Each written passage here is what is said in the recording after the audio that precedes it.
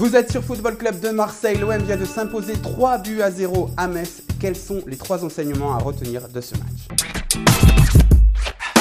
Une victoire de patron, une victoire où l'on ne s'arrête pas de jouer lorsque l'on a marqué un but, comme on l'a fait par exemple face à Guingamp. Là, on a enfoncé le clou, on a été en mettre un 3e, on aurait même pu en mettre un 4e, peut-être un peu trop de facilité sur la fin de match. Mais bon, on n'a pas pris de but, on en a marqué 3, c'est bon pour la différence de but. Alors les plus grincheux diront oui, mais Metz, c'est quand même assez faible. C'est vrai que Metz, c'est peut-être l'équipe la plus faible de Ligue 1, mais on a tellement reproché à Rudy Garcia et son OM de ne pas tuer ce genre de match, de ne pas écraser ce genre de match qu'on ne peut que savourer ce soir.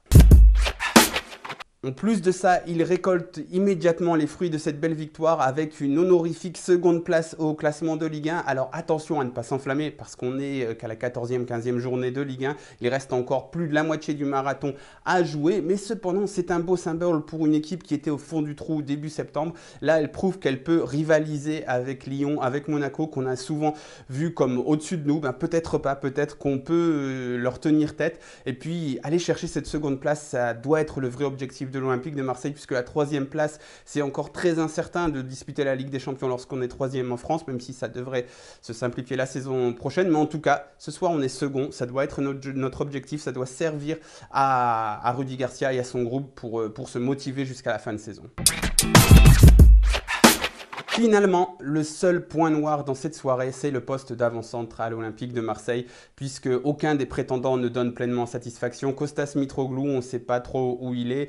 C'était un peu mieux, il a fait quelques bonnes choses, mais on sent que c'est pas encore ça. On va lui laisser du temps, de toute manière, on n'a pas le choix. Clinton N'Jie qui l'a remplacé, c'est n'importe quoi, beaucoup trop dilettante, c'est extérieur du pied. Je pense qu'il va le payer. On peut comprendre que Rudy Garcia ait envie de le secouer, de le punir un peu parce qu'il n'a pas le droit d'être aussi dilettante. Et enfin, Valère Germain, il a l'air aussi d'être au fond du trou. Apparemment, c'est Adil Rami qui est un peu poussé pour qu'il rentre en jeu. Il est rentré en jeu, ça a été très timide. On sent qu'il ne prend pas trop l'initiative. Il n'est pas dans la forme de sa vie. Bref, c'est un peu le problème à régler avec le côté gauche à l'Olympique de Marseille. L'avant-centre, c'est assez urgent puisque c'est celui qui doit terminer les actions. Mais ne boudons pas notre plaisir. Ce soir, on a vécu une belle soirée de foot grâce à l'OM. Donc, savourons ça.